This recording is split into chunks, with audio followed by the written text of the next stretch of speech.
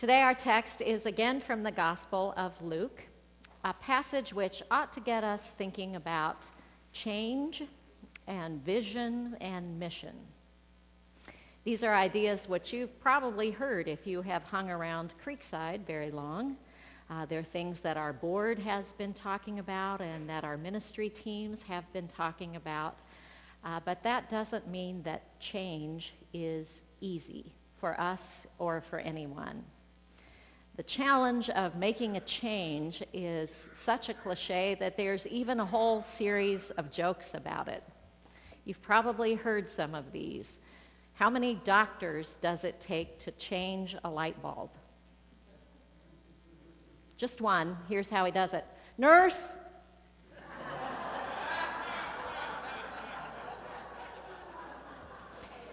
How many psychiatrists does it take to change a light bulb? Just one, but it has to really want to change. How many teachers does it take to change a light bulb? Teachers can't really change them, but they can make dim ones brighter. You get the idea. Not surprisingly, there is a whole page of these about church people of different stripes. How many people in an established congregation does it take to change a light bulb? 10. 1 to change the light bulb and 9 to say how they liked the old one better. And there is even one, I'm not kidding you, I found this online. How many brethren does it take to change a light bulb? Change? Change? So it's probably good for us to consider just how possible it is to change, and especially how possible it is for people to change. I have come to realize, to my chagrin, that I have a decent shot at changing maybe one person, and she is usually not very cooperative. I am speaking from long experience here, believe me. And I think there are things that we'd like to change about ourselves and some things that are about our personalities that probably aren't going to change. It really doesn't help to tell a shy person, you just need to be more outgoing, okay? Or to tell an anxious person, just stop worrying. It doesn't work that way.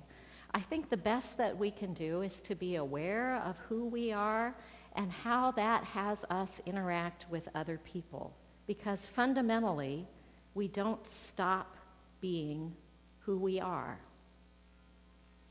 This is important stuff to remember as we stand on the threshold of Lent, a time when we're called to repent, to change direction, to draw closer to God. It's no coincidence that this story of Jesus' transfiguration is always the story that happens on the Sunday before the beginning of Lent. It's a story that I think can help us as we consider the possibility and the purpose of change in ourselves and in other people. Transfiguration means to be changed. In people, this usually means that their appearance is changed, but somehow they're still recognizably the same person. So this is more than just getting a new outfit or getting a haircut. There's usually some kind of supernatural or magical thing involved. It is like Cinderella changing into a princess, or Clark Kent changing into Superman. Jesus' transfiguration is recorded in Luke 9 as well as in Matthew 17 and Mark 9. In each account, Jesus' face begins to shine and his clothes become dazzling white when he's touched by the glory of God. But there's no question that it's still recognizably Jesus whom the disciples see. His closest friends, Peter, James, and John, witness the transfiguration. It's also no coincidence that this occurs on a mountaintop and that Jesus is joined by Moses and Elijah. In Jewish tradition, a mountain, kind of like the wilderness, is a place that has special coded meaning. Mountains are the place where the earth is closest to heaven. It's the place where the humans are closest to the divine. It's the place where people encounter God. No one knows this better than Moses and Elijah. They are the most famous mountain men prophets from Jewish history. Moses received the Ten Commandments from God on Mount Horeb, and Moses' own face shone after seeing God passing by. Elijah challenged the false priests of Baal on Mount Carmel by invoking Yahweh's power, and then he fled to Mount Horeb, where he watched for God in an earthquake, in the wind, the fire.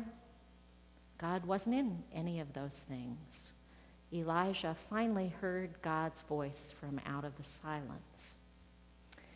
Moses and Elijah embody the phrase mountaintop experience.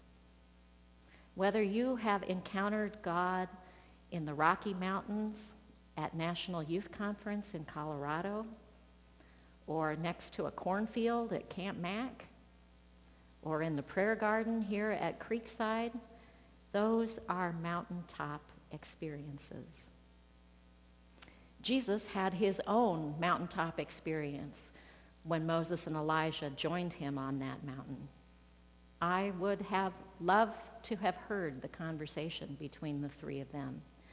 But for Peter and the Zebedee brothers, it was enough just to see that Jesus and those famous prophets all shining with the glory of God. And for the second time, after Jesus was baptized, there was a voice that came from heaven. And this time it said, "This is my son, the chosen one. Listen to him." Now, Peter, James, and John responded to the presence of the divine in a predictably human way. They try to capture the moment and hold on to the glory of God. Can't we just stay up here on the mountain? We don't have to go home yet, do we? But sadly, we don't get to stay up on the mountain, and the disciples don't either. They're overshadowed by the presence of God. Elijah and Moses disappear, and they have to walk back down the mountain with Jesus. And when they get back to the base of the mountain, Jesus isn't shining anymore. Or is he? Now here's an interesting question. The thing about mountaintop experiences is that they change us. Maybe not in the ways that other people can see all the time. Let me ask it like this. Does Superman still have his superpowers when he's dressed as Clark Kent? If Lois Lane knows that Clark Kent is Superman, who does she see when she looks at Clark Kent? Peter, James, and John have witnessed the glory of God shining in the face of Jesus Christ. And I don't think they'll ever see Jesus in quite the same way again. Even when the face of Jesus is no longer shining, the disciples will see Jesus in a new light. A prophet who is equal to Moses or Elijah. No, even more, God's chosen one. And here, I think, is an important detail that we didn't hear in the reading today, but it occurs in each of the three gospel accounts of the transfiguration. It's what happens right after Jesus goes down from the mountain. He's met by a crowd of needy people asking him for things, and he heals a child who has an evil spirit.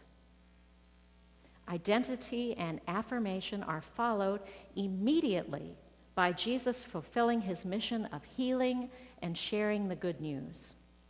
In other words, being touched by God's glory doesn't set us apart from the world up on the mountain in our little tents.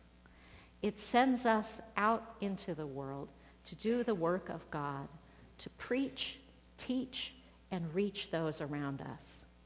God's glory empowers us to go down the mountain and out into the world. I believe that the glory of God is all around us. And if we are intentional about going to the mountain to pray, wherever that mountain is for us, we can encounter God there.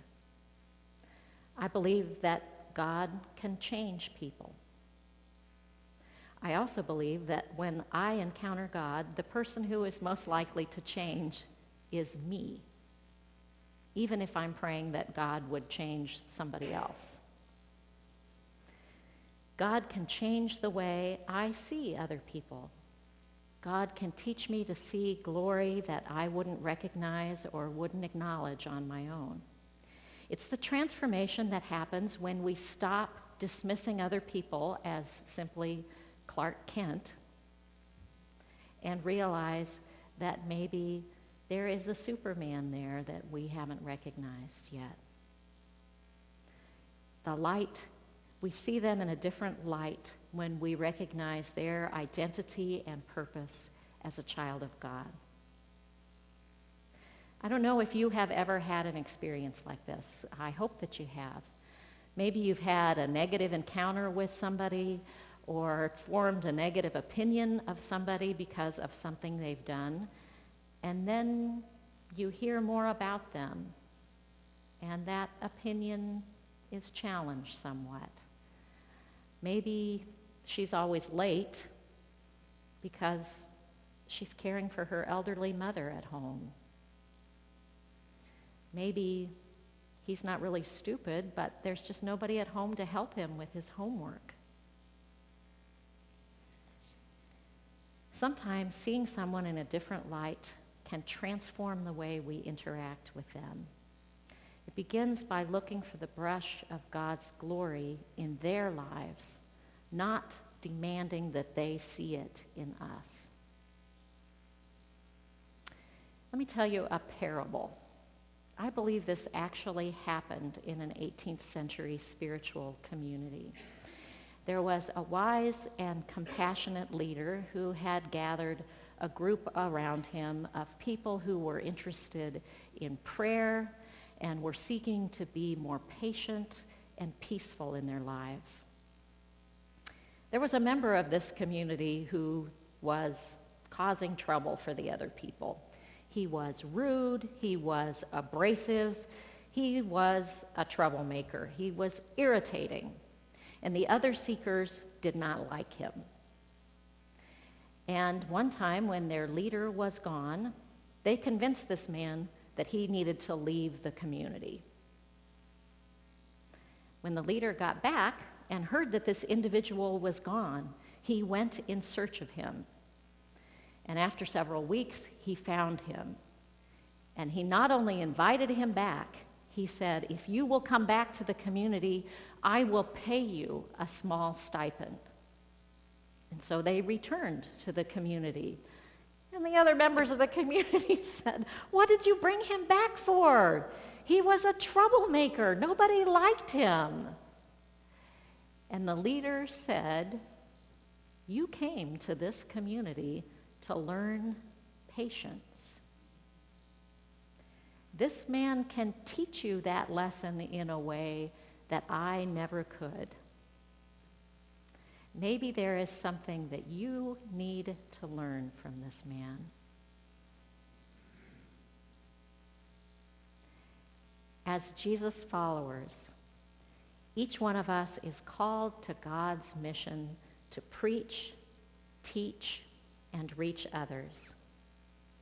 I pray that God would help us to see ourselves and other people in new ways, and that we would encounter God in places where we can be lost in wonder, love, and praise. Amen.